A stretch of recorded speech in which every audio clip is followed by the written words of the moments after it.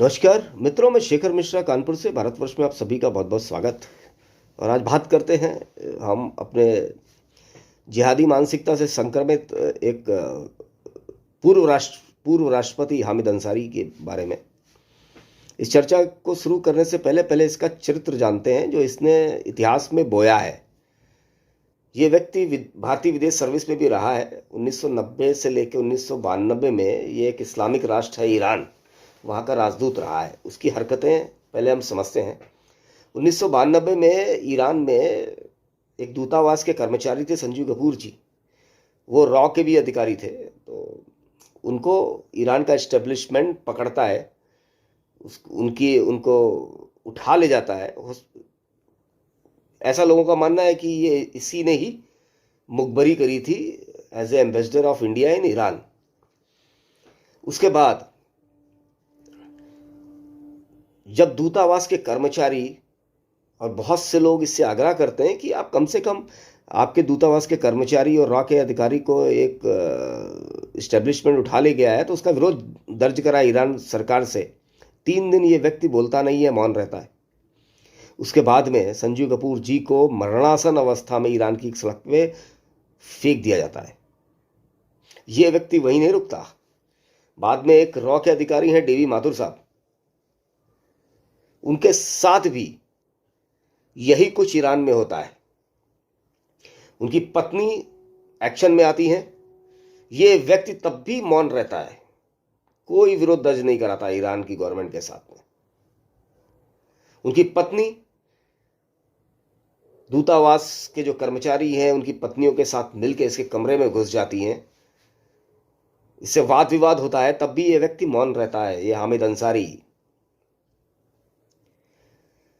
विरोध नहीं दर्ज कराता ईरान में। अपने देश के रॉ अधिकारी को बचाने के लिए ये विरोध दर्ज नहीं कराता। बाद में ये जो इनकी पत्नी और इनके साथ जो लोग रहते हैं वो फिर उस समय के तत्कालिक प्रधानमंत्री नरसिम्हा राव जी को कोशिश करते हैं कि वो इस विषय में हस्तक्षेप करें, और हमारे प्रधानमंत्री नरसिम्हा राव जी हस्तक्षेप करते हैं। तब जाके डीबी माथुर जी की रिहाई होती है ईरान की खुफिया एस्टेब्लिशमेंट के द्वारा। एक पूर्व रॉ के अधिकारी हैं आर के यादव, उनकी किताब मिशन रॉ है, अमेजॉन पे उपलब्ध है। आप जाके कोई भी जाके पढ़ सकता है। उन्होंने इसके बारे में, इसके चरित्र के बारे में, ये जब भारत का राजदूत था तब भी ये जिहादी मानसिकता से ही संक्रमित था। इसके बारे में सब कुछ लिखा हुआ है। 1900 और उसने एक चीज और खुलासा किया है नाम लेके कि इसका जो पुत्र था ईरान में, ये 2 बार रंगे हाथों वेश्यावृत्ति में पकड़ा गया। ये आर के यादव जी की बुक के लिखा हुआ है, कोई भी पढ़ सकता है। ये मैं अपनी तरफ से कुछ नहीं बता रहा। ये सब होते हुए भी ये व्यक्ति पिछले कई सालों से देश विरोधी बयान देता रहा है। कोरोना काल में भी इसने बोला ये कोरोना तो छोटा है, देश तो बहुत बड़ी बीमारी से गुजर रहा है। देखिए कितना खतरनाक व्यक्ति है ये। धार्मिक कट्टरता, दूसरा राष्ट्रवाद। धार्मिक कट्टरता इसको हिंदुओं में दिखती है।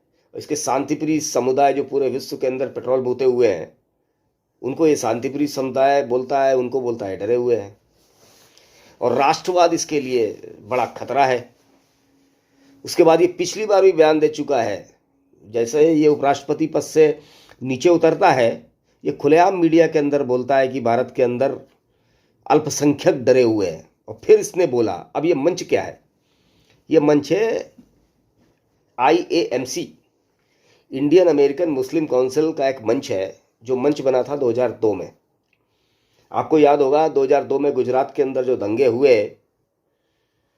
ये पूरा वामपंथी मीडिया और पूरा कांग्रेस एस्टेब्लिशमेंट, पूरा इकोसिस्टम वामपंथियों का, ये मोदी जी और भारत के विरोध में इसने अंतर्राष्ट्रीय प्रोग्राम चलाया।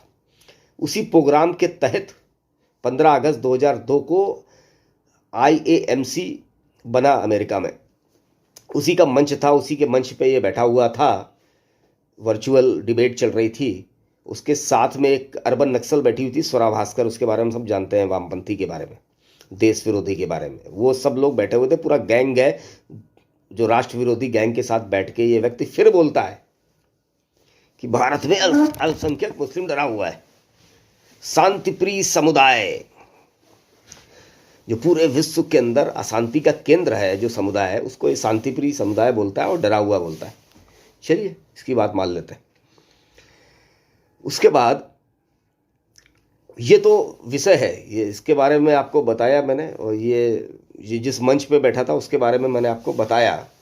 उसके बाद में एक बड़ी इंपॉर्टेंट भाई साहब बात है, 6 जुलाई 2019 को रॉ के चीफ और बहुत बड़े बड़े अधिकारी, लगभग 3 से 4 दर्जन अधिकारी हमारे प्रधानमंत्री से मिले थे और इसके बारे में चर्चा करी थी प्रधानमंत्री से। ये 1990 से लेकर 92 में ईरान का राजदूत था। इसने भारत विरोधी जो जो एक्टिविटीज करी हैं उसकी एक उच्च स्तरीय जांच की मांग करी थी रॉ के अधिकारियों ने। समझ लीजिए, क्योंकि ये सब चीजें पब्लिक डोमेन में आती नहीं हैं। मुझे पूरी उम्मीद है मोदी सरकार, भारत की सरकार बड़े उच्च स्तर पे इसकी जड़ें खंगाल रही होगी, और इसको ये पता है कि इसकी जड़ें खंगाली जा रही हैं कि इसने क्या क्या जिहाद और देश विरोध के नाम पे क्या क्या पेड़ लगाए हैं विश्व के अंदर, इसको पता है ये। तो आप ये मान के चलिए।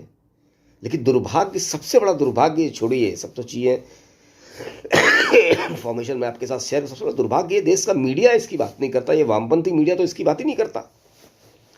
ये सब खुले में है। आर.के. यादव साहब की किताब है, रॉ के 3 दर्जन 4 दर्जन अधिकारी 2019 6 जुलाई 2019 को हमारे जैसे लोगों को पता है, प्रधानमंत्री से मिल रहे हैं, इसकी करतूतों के बारे में चर्चा हो रही है।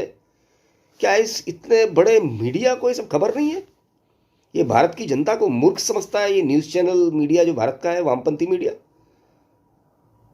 ये खुलेआम इसको सोनिया गांधी का संरक्षण, चूंकि ये कांग्रेस का दामाद है, सोनिया गांधी का संरक्षण था, हिंदू विरोध, सनातन विरोध, वामपंथियों का सबसे बड़ा दुश्मन सनातन और हिंदू।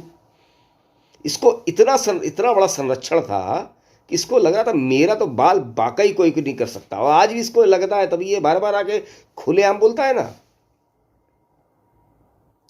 तो इसकी तो इन्वेस्टिगेशन, मैं इस वीडियो के माध्यम से हमारी भारत सरकार और प्रधानमंत्री जी से भी हम सभी लोगों का विनम्र आग्रह है कि इसकी जो भी करतूतें हैं वो भारत की जनता को मालूम होनी चाहिए।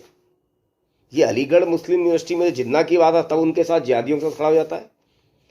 ये IAMC के मंच में, जहां पर इंटरनेशनल टेररिस्टों को जो मंच जो संस्था देती है उसके साथ इंटरव्यू दे रहा है, स्वरा भास्कर के साथ, अर्बन नक्सल के साथ मिलके देश को विश्व के अंदर बदनाम करने की कोशिश कर रहा है। ये कब तक चलता रहेगा? क्योंकि भारतीय मीडिया तो कुछ बोलेगी नहीं, ये भारत के न्यूज़ चैनल तो, वामपंथी चैनल तो कुछ बोलेंगे नहीं इसके बारे में। हम सभी लोगों को ये दायित्व तो निभाना पड़ेगा मित्रों। तो जो छोटी सी इंफॉर्मेशन जो मेरे पास थी वो मैं इस वीडियो के माध्यम से आपके साथ शेयर कर रहा हूँ, और ये मेरी इन्फॉर्मेशन है। आप गूगल पे जाके आप R.K. यादव जी की किताब पढ़ के आप इस इन्फॉर्मेशन की पुष्टि कर सकते हैं। और अगर ये इन्फॉर्मेशन आपको लगता है बहुत से लोगों तक पहुंचनी चाहिए तो इस वीडियो को शेयर करें। इस चैनल के कंटेंट अगर आपको पसंद है तो इस चैनल को सब्सक्राइब करें। आप लोगों का बहुत बहुत धन्यवाद। भारत माता की जय। जय हिंद, जय श्री राम।